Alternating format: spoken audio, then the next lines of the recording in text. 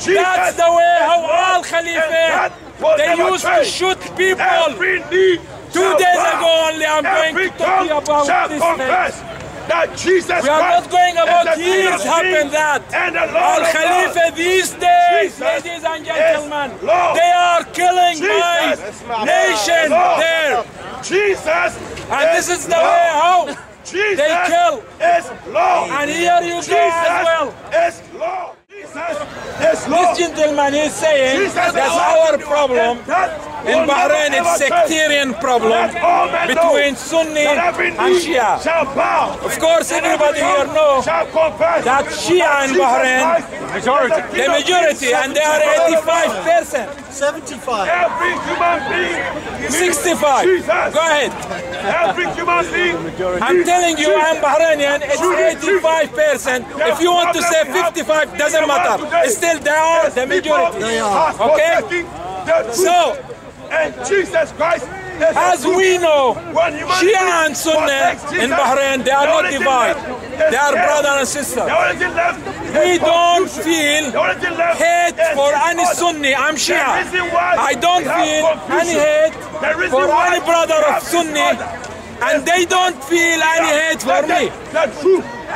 It's only politics, play game with our government. It's not something people they have this hate between themselves. This is a game which Al Khalifa government they play to divide people and to sit above their neck for years and years. And you do like what Egypt did. And that's why you do some riots and march like what Egypt did. That's why you see the terrorist police. If we been to any demonstration, we never cover our face. And I'm going to show you thousands of people when they demonstrate. No one of them.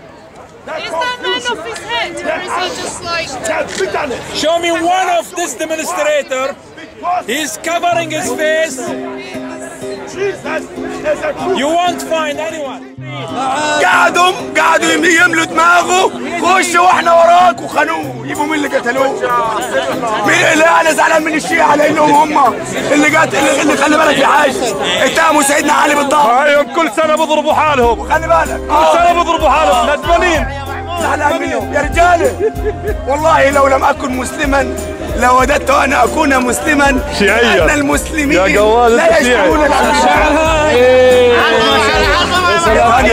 احمد افهموني يا جدعان الله يرضى عليكم.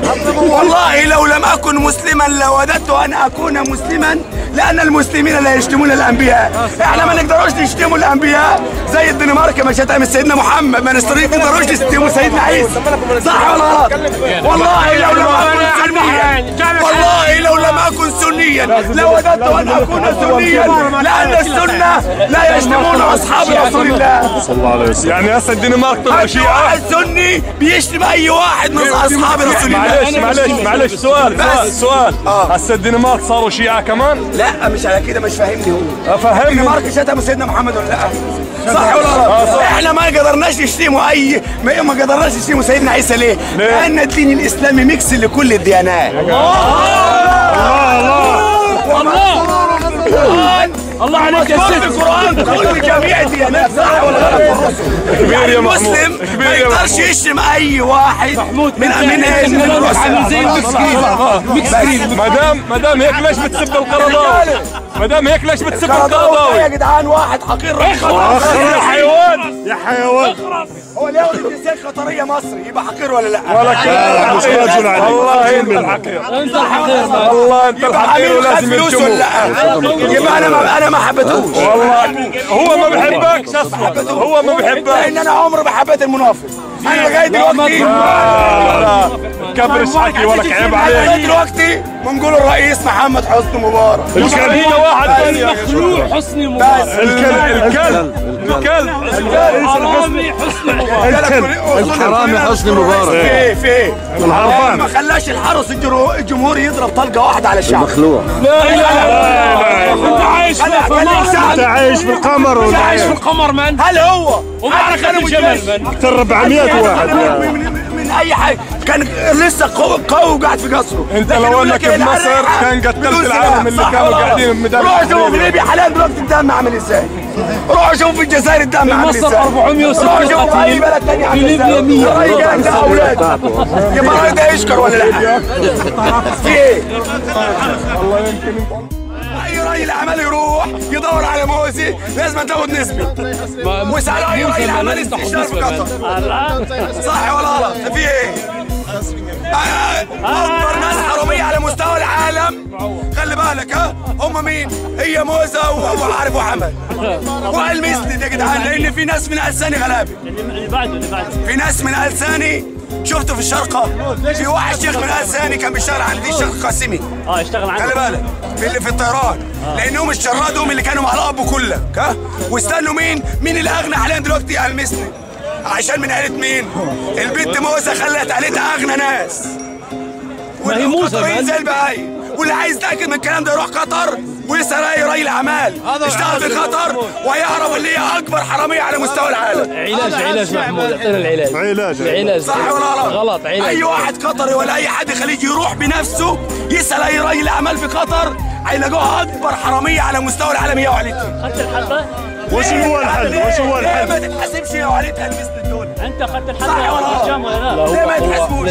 ليه واحد ثاني قطري قال لي ان كان يا رجاله واحد قطري قال لي ايه؟ قال لي واحنا دولة 70 مليار. احنا قبيله. خلي بالك خطر. يعني ايه ما فيناش الكلام ده، ما عندناش الكلام، احنا ما احناش دوله زيكم. مصر محمود. عشان ايه خلي بالك حد يتكلم. احنا قبيله، ده احنا 200,000. اسمعني. يعني احنا ركن من القاهره، ركن صغير كده انت فاهمها. اذا كان ميدان التحرير لوحده يتجمع فيه 2 3 مليون. تقوم ثوره لكن محمود. هم 200,000. تقوم ثوره في قطر. صح. والقطريين قال لك احنا ما احناش دوله. عشان تتكلم انت فاهم احنا قبيله. يعني القطريين دلوقتي بدا يقول احنا قبيله حاليا دلوقتي. كان الاول يقول لك احنا دوله، دلوقتي بيقول لك احنا قبيله. هل تقوم الثوره في قطر؟ مصر ما سوتها. عاد هل تقوم الثوره في قطر؟ هذا الغضب العربي. ثورة ايه؟ ده لعبة عيال كده خلي بالك، تروح تمسك البتاع كده وتيجي ايه؟ انا بقيت امير، انا بقيت امير قطر زي الواد ما عامل مع ابوه. يعني ما حتى ما تحسش بيه، انت فاهم الكلام؟ يعني مثلا تبص تلاقي يقول لك ايه؟ الانقلابات الكبيرة في الدول تبص تلاقيها بتبان صح؟ ايام ثورة يوليو بانت، انت فاهم الكلام؟ لكن انت عمرك شفت على خريطة الجزيرة الانقلاب قطر؟ عمرك حسيت بيه؟ لانهم ما لهمش قيمة. ودي دليل. انت ما تلقى قطري مشرد هنا ويشتغل شغال هنا. دول قبيله يا جدعان زي جزيره بورنايت كده، انت فاهم الكلام؟ يعني دول 200,000، انت تعرف لو واجوا ربع الشعب المصري هيشحتوا. لو واجوا 20 مليون هيشحتوا. انتوا اشتغلوا عندنا. اذا كانوا السعوديين بقوا حاليا دلوقتي 17 مليون وفيهم ناس بتشحت وفيهم ناس شغاله شغل حقير، صح ولا غلط؟ كل الشعب ما خطر، احنا بلد خير والله العظيم بصراحه. بلد داخل على 88 مليون. يبقى لما قطر يتكلم على مصر خلي بالك ده ايه؟ يطلع جربوع ده اللي هتطلبوا ده. بعطي 10% بغير كلام. في ايه؟ 10% زي يعني القطري لما يتكلم يا جدعان ولا اي خليجي يتكلم انت انعبطت في عقلك. ده في ايه؟ الكويت ديت ما كملوش مليون. تعال بعدين ما كملوش مليون. ارجع الكويت. انت فاهم الكلام؟ تعالوا تكلم معاه. اعطيتهم بوليس. اعطيتهم بوليس. حاسب بالروح. الكويت ما كملتش مليون. نص مليون بالعدد. عندك الامارات ما كملتش 300,000 الاصليين وكلك اجانب. ايوه انت فاهم الكلام؟ يعني الاجانب لو عملوا انقلاب دلوقتي خلي بالك يعملوا انقلاب وياخدوا الحكم فين؟ بالعدد. ياخدوها. الاجانب في اي بلد دلوقتي خلي بالك في اي بلد في الخليج ممكن يعملوا مظاهرات وياخدوا الحكم. مظاهرات يا راجل مظاهرات. هي مش مظاهرات وعاصري. الاجانب اكثر من الشعوب. صح ولا غلط؟ بصراحة اللي زعلنا على القذافي حاجة واحدة. ايه هي؟ أنا بنقول له النقطة الثانية العدالة الاجتماعية. أنت عندك مليارات هنا اصرف على مين؟ على شعبك، لكن في نقطة ثانية مزعلاني. ايه هي؟ قولوا لي ليه؟ الإيرانيين والشيعة عايزين راس مين؟ مين؟ عايزين راس القذافي عشان مين؟ عشان الصدر زمان.